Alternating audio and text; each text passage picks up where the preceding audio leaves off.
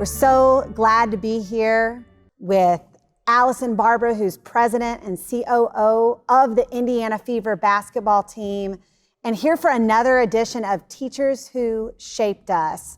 So Allison, great to see you. Thank you. Thank you for joining us today. And I'd love to just start by, your life has had twists and turns, but you started out as a teacher, right? I did. In Northwest Indiana, Maryville, Indiana, I was a first grade school teacher.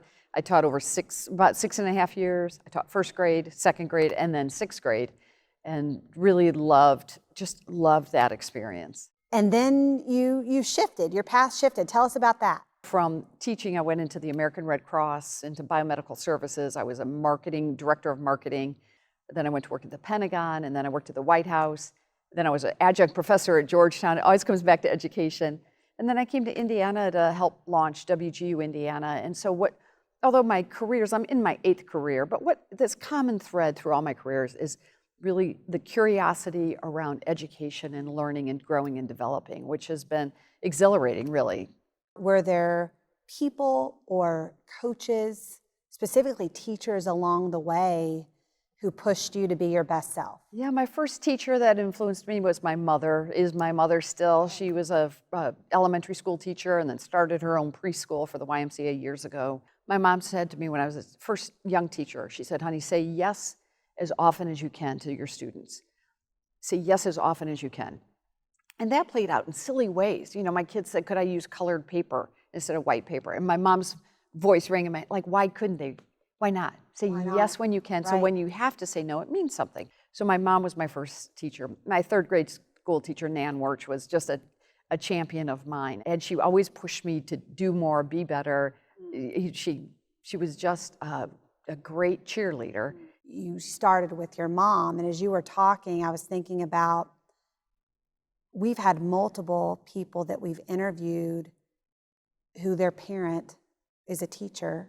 And I think for our teachers, that's something pretty powerful for us to hear as well, that some of our state leaders are products of parents who are teachers. I think it's such a compliment to the moms you just mentioned and my own too, that they were meant to be teachers. Right. And so was it hard? Of course. But the passion was there, and it was so infectious that I thought if I could just do a little bit of what my mom was able to do, it would be rewarding. And I learned a lot, and it was a good starting place for me as a teacher because it taught me so many principles about humans. Yes. They were shorter, but the challenges of a 6-year-old is not much different than a 56-year-old. Right. They're just taller. Right. They're just taller. They are. So if you had to give any piece of advice or encouragement to Indiana teachers, what would it be? To be the best version of yourself, because that will bring out the best version of your students. It's when you see the power of good teachers, you don't find students who succeed to go on to do great things who haven't been influenced, myself included. Not that I've done great things, but whatever my success is, it's because of people who invested in me. And so often that started in the classroom. That's the quote, it's because of people who invested in me, and it so often starts right in the classroom. Totally agree, and thank you so much, Allison Barber, for taking time to celebrate Indiana's teachers right here at Indiana Fever, our WNBA team that we're so proud of. So thank you. Thank you.